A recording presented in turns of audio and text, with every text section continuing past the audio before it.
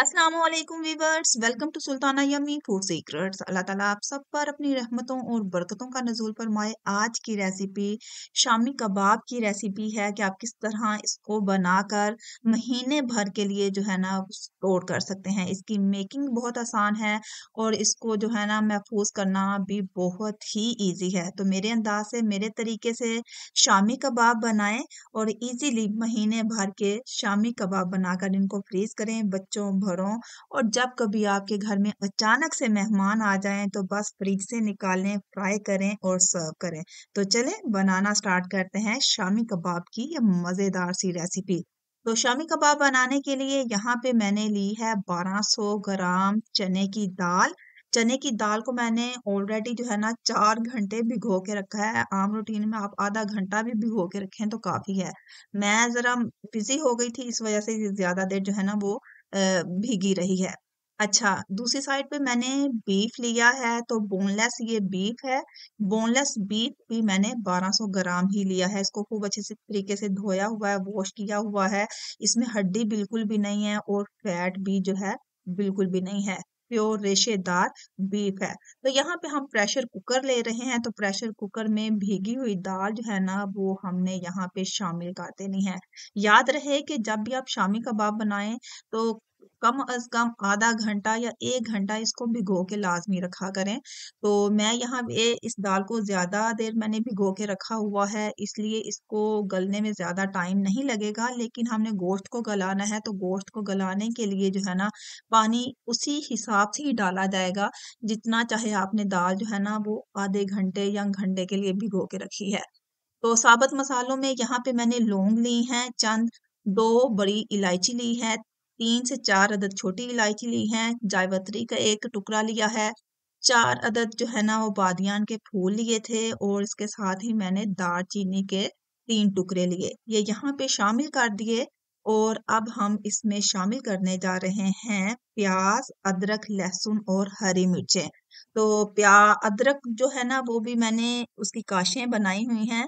तो ये जब सारी चीजें गल जाएंगी, जब इनको हम बना लेंगे ना तो बाद में जो ये साबुत मसाले और अदरक के पीसीज है ना वो हमने निकाल देने हैं। इनका जस्ट हमने फ्लेवर जो है ना इनमें शामिल करना है। तो ये सारे मसाले ये भी शामिल कर दिए। तो पिसे मसालों में यहाँ पे मैं 2 चम्मच नमक शामिल कर रही हूँ और इसके साथ ही 2 चम्मच यहाँ पे हल्दी जाएगी और हाफ चम्मच जो है ना वो पिसी हुई सुर्ख मिर्च जाएगी, क्योंकि मैंने यहाँ पे हरी मिर्चें भी शामिल की हुई हैं। तो जब ये चीजें गल जाएंगी, कुक हो जाएंगी, तो उसके बाद यहाँ पे मैंने दादर मिर्चें भी शामिल करनी है, इसलिए यहाँ पे आपने जस्ट मिर्चों का इस्तेमाल इतना ही करना है। अच्छा, यहाँ पे मैं ठंडा पानी यहाँ पे इस्तेमाल नहीं कर रही, यहाँ पे नीम गर्म पानी है जो मैंने यहाँ पे ऐड किया है। तो आपने पानी कितना डालना है, पानी आपने उतना शामिल करना है जिसमें ये तमाम चीजें जो है ना वो अच्छे तरीके से डिप हो जाएं। क्योंकि दाल जो है ना मेरी फुल जो है वो नरम हुई हुई है, अच्छे तरीके से भीगी हुई है, ये ज्यादा टाइम नहीं लेगी। लेकिन गोश्त की वजह से पानी जो है ना वो मैंने उसी हिसाब से ही डालना है और दूसरा जो है ना ये चीजें नीचे ना लगे। तो ये देखें इतना सा पानी मैंने यहाँ पे शामिल कर दिया है, तमाम चीजें यहाँ पे डिप हो गई हैं अच्छे तरीके से। तो बस तमाम मसालों को एक दफा अच्छे तरीके से मिक्स कर ले। मिक्स करने के बाद आपने प्रेशर कुकर जो है ना वो बंद कर देना है और विसल चलने के बाद आपने 10 मिनट का टाइम लगा देना है। जस्ट 10 मिनट्स की जो है ना आपने विसल लगाने हैं और आफ्टर 10 मिनट्स आपने इसको जो है ना वो खोल देना है। तो जल्दी से मेरे नए व्यूवर्स मेरे चैनल को सब्सक्राइब कर दें, वीडियो अच्छी लगे तो वीडियो को जरूर लाइक कर दिया करें, अच्छा सा कमेंट भी कर दिया करें ताकि मेरे चैनल की हौसला अफजाई होती रहे और मैं आपके लिए मजे मजे की रेसिपीज आपके साथ शेयर करती रहूं। तो यहाँ पे ये देखें जी, प्रेशर कुकर मैंने 10 मिनट्स के बाद खोल लिया था, दाल फुल गल चुकी थी लेकिन उसमें पानी अभी मौजूद था। तो मैंने इसे मज़ीद अच्छे तरीके से खुश्क कर लिया। जब ये खुश्क हो गया ना, तो खुले बर्तन में मैंने ये सारा मटेरियल निकाल लिया ताकि इसमें जो नमी मौजूद है ना, वो भाप की सूरत में उड़ जाए। तो ये आप देख सकते हैं, इसको हम थोड़ा-सा मज़ीद फैला लेते हैं और इसके ठंडा होने का इंतज़ार करते हैं। जब ये ठंडी होगी ना, तो दाल जो है ना ऑटोमेटिकली जो है ये खुश्क हो जाएगी। ये इसके ज़्यादा गलने से आपने परेशान नहीं होना। चलें जी, अब हम गोश्त को जो है ना अच्छे तरीके से मसल लेते हैं। इसकी बोटियों को अच्छे तरीके से मसल लेते हैं। तो ये देखिए यहाँ पे दाल जो है ना फुल गली हुई है, तो बोटियों को मसलने में ज़रा थोड़ी-सी दिक्कत पेश आएगी। तो जब आप ये इसे मसलें ना तो इसमें जो साबुत मसाले और अदरक है ना वो आपने निकाल देना है। अच्छा जी, ये देखें मैंने इसको खूब अच्छे तरीके से मसल लिया और बहुत अच्छे तरीके से ये यकजां हो गया हुआ है। अच्छा, यहाँ पे अगर आपसे बोटियाँ जो है ना मसली ना जाएँ, अगर दाल ज़्यादा गली हो, तो आप बोटियों को निकाल के मसाले वाली जो ग्राइंडर होती है ना डब्बी होती है, उसमें ये डाल के उसकी बोटियाँ तो उसको ग्राइंड कर लें, या आपके पास अगर कीमा बनाने वाली मशीन है, तो आप उसमें डाल के भी उसको अच्छे तरीके से जो है ना वो कर लें, तो बहुत अच्छे तरीके से ये रेशेदार ही जो है ना ये ग्राइंड होगा। तो यहाँ पे जनाब मैं शामिल करने जा रही हूँ हरा धनिया और हरी मिर्चें, और इसकी डो देखें बहुत अच्छे तरीके से जो है ना तैयार हो गई है। यहाँ पे मैं 2 चम्मच खाने के जो हैं यहाँ पे दादर मिर्च शामिल कर रही हूँ। 2 चम्मच यहाँ पे भुना हुआ धनिया क्रश किया हुआ शामिल करेंगे, और 2 चम्मच ही यहाँ पे मैं शामिल कर रही हूँ मिक्स मसाला। अच्छा, ये मिक्स मसाला जो है ना वो बहुत कमाल का है, ये बाज़ारी नहीं है, घर में ये तैयार किया हुआ है। इसकी रेसिपी भी मैंने अपने चैनल पे शेयर की हुई है। अच्छा जी, 1 चम्मच जो है वो यहाँ पे मैं अजवाइन का शामिल कर रही हूँ। अब हम इस मटेरियल को ना अच्छे तरीके से मिक्स कर लेंगे। अब हम इन मसालों को खूब अच्छे तरीके से मिक्स कर लेंगे। मिक्स करने के बाद आपने जो है ना इसमें अंडे शामिल करने हैं, और अंडों की क्वांटिटी आपने इस तरीके से देखनी है कि हाफ हाफ कर लें।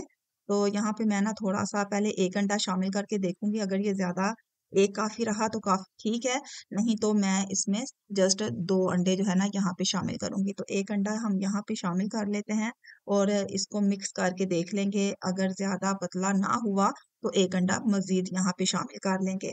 तो जितनी देर ये मैं मिक्स करती हूँ, तो आप जल्दी से मेरे नए व्यूवर्स जो हैं मेरे चैनल को सब्सक्राइब कर दें। वीडियो अच्छी लगे तो वीडियो को ज़रूर लाइक कर दिया करें। कमेंट बॉक्स में बताया करें कि आप मेरी वीडियो कहाँ से देख रहे हैं। मेरी हौसला अफजाई के लिए अच्छा सा कमेंट कर दिया करें, अच्छी से अप्रिसिएशन कर दिया करें, ताकि मेरे चैनल की हौसला अफजाई होती रहे और मैं आपके लिए मज़े-मज़े की रेसिपीज़ जो है ना आपके साथ शेयर करती रहूँ। तो यहाँ पे ये देखें जी, मैंने 2 अंडे यहाँ पे शामिल कर दिए थे और इसको खूब अच्छे तरीके से मिक्स कर लिया था। अब हमने प्लेटें ले लेनी है या ट्रे ले लेनी है, जिसमें हमने जो है ना ये शामी कबाब बना के रखने हैं। तो इन प्लेटों को हमने हल्का-हल्का ऑयल के साथ जो है वो ग्रीस कर लेना है। ग्रीस करने से ये होगा कि जब आप शामी कबाब बनाकर इनको फ्रीज़ करेंगे और जब आप इनको उखाड़ेंगे ना, तो उखाड़ने में जो है ना ये ईज़ी रहेगा। ईज़िली जो है ना ये उखड़ जाएँगी। तो इसी तरह आपने प्लेटों को ना हल्का-हल्का ग्रीस कर लेना है ऑयल के साथ, और उसके बाद आपने शामी कबाब की शेप दे देनी है। लंबी दें, गोल दें, जैसी भी आपको पसंद आए वैसी आप शामी कबाब की शेप दे सकती हैं। तो यहाँ पे मैं रिंग की सूरत में इनको शेप दे रही हूँ। कोई मैं यहाँ पे औज़ार नहीं यूज़ कर रही, हाथों के साथ ही जस्ट इसको शेप दूँगी। तो अगर आपको कोई शेप देनी हो, कोई औज़ार यूज़ करना हो, कुछ भी इस तरह की, तो आप बाज़ार में इज़िली जो है ना शेप वाले औज़ार मिलते हैं, आप उनके साथ ही इनको शेप दे के वैसे ही जो है ना इनको लुक दे सकती हैं। तो इस तरीके से हमने इनको शामी कबाबों को जो है ना वो बना लेना है। तो ये देखें जी, बहुत ईज़ी है, और ये देखें बिल्कुल भी जो है ना ये पतला नहीं है, ईज़िली जो है इसकी जो है वो मेकिंग हो रही है। इसको बनाना बहुत ही आसान है। अगर फिर भी अगर आपको पतला लगे, तो आपने इसमें जो है ना थोड़े से ब्रेड क्रम्स जो है ना वो शामिल कर लें, तो तब भी ये इनकी इसकी डो जो है ना वो सख्त की जा सकती है, लेकिन दाल में ज़रूरत नहीं पड़ती। तो यहाँ पे ये देखें जी, 4 प्लेटें मैंने यहाँ पे तैयार कर ली हैं। तो ये लें जनाब, हमने शामी कबाब को जो है ना शेप दे दी है। 4 अदद प्लेटें हमने तैयार कर ली हैं। इनको हमने शेप दे दी हुई है, और ये 40 अदद जो है ना हमारे शामी कबाब तैयार हुए हैं। 1 महीने के लिए इजीली जो है ना मैंने इनको तैयार कर लिया है। बाकी की बची हुई डो को मैंने एक सेपरेट बर्तन में निकाल के रख लिया हुआ है। तो इसका जनाब हम दोपहर में बर्गर्स के लिए शामी कबाब बनाऊंगी, तो इसमें इसको मैं उसमें यूज कर लूंगी, इसलिए मैंने इनको शेप नहीं दी और अलहदा से मैंने इनको रख लिया हुआ है। तो बस जिनको मैंने फ्रीज करना है उनको मैंने ये शेप दे दी हुई है। आप इसकी लुक देखें, बहुत ही कमाल के हमारे शामी कबाब हुए हैं तैयार। देखें बिल्कुल, बिल्कुल यकजां हर चीज़ हुई और इतना इसका फ्लेवरफुल इसका टेस्ट बड़ा कमाल का है। आप जब मेरे अंदाज़ से, मेरे तरीके से बनाएँगे ना तो यकीन करें आप खुद तारीफ़ करेंगे। तो ये देखें जी अब हमने इन प्लेटों को जो है ना वो फ्रीज़र में रख देना है फ्रीज़ होने के लिए 1 या आधे घंटे के लिए। तो आफ्टर हाफ एन आवर मैं इनको जो है ना फ्रीज़र से निकाल के ले आई हूँ। अब मैं इन्हें उखाड़ के आपको दिखाती हूँ कि कैसे ये इजीली जो है ना ये उखड़ जाएँगे। इजीली आप इनको जो है ना उखाड़ सकती हैं। ये देखें जी, बहुत ही इजीली कोई ये टूटेगा नहीं, कोई किसी किस्म का कोई मसला नहीं होगा ये देखें, बहुत इजीली। बस आप इनको उखाड़ लें और इनको उखाड़ने के बाद अगर आपके पास कोई सेपरेट डिब्बा मौजूद है, कोई एक्स्ट्रा कोई टीन मौजूद है या कोई प्लास्टिक बैग है तो बस आप इनको उखाड़ लें, इनको इकट्ठा करें और इकट्ठा करने के बाद अगेन आप इनको फ्रीज़ कर लें। तो ऐसे ही मैं इनको करूँगी तो इनको एक दफ़ा उखाड़ लूँगी, तो उखाड़ने के बाद ये देखें जी, ईज़िली ज़रा-सा इसको मैंने हल्का जो है ना ऑयल कम लगाया था इसलिए इसको उखाड़ने में ज़रा थोड़ी-सी दिक्कत हो रही है। तो अगर ऐसे ना उखड़ें तो जस्ट आप 5 से 10 मिनट वेट कर लें, तो इसकी नमी ज ज़रा नम होगी तो ये ईज़िली उखड़ जाएँगे। तो ये लें जनाब हमारे मज़ेदार शामी कबाब फुल फ्रीज़ हो चुके हैं। अब हम इनको उखाड़ लेंगे और उखाड़ने के बाद हमने इसको किसी प्लास्टिक के डिब्बे में या प्लास्टिक के बैग में डाल के अगेन फ्रीज़ कर देना है।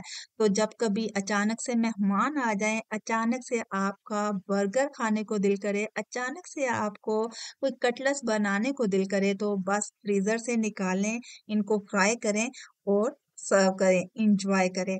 तो होपफुली मेरे व्यूअर्स को आज की ये रेसिपी बहुत पसंद आई हुई होगी। अपना और अपने प्यारों का ढेर सारा ख़्याल रखिएगा, मुझे दुआओं में याद रखिएगा। मिलते हैं एक अच्छी-सी, यूनिक सी, सिंपल सी रेसिपी के साथ। God bless you all. Allah हाफिज़।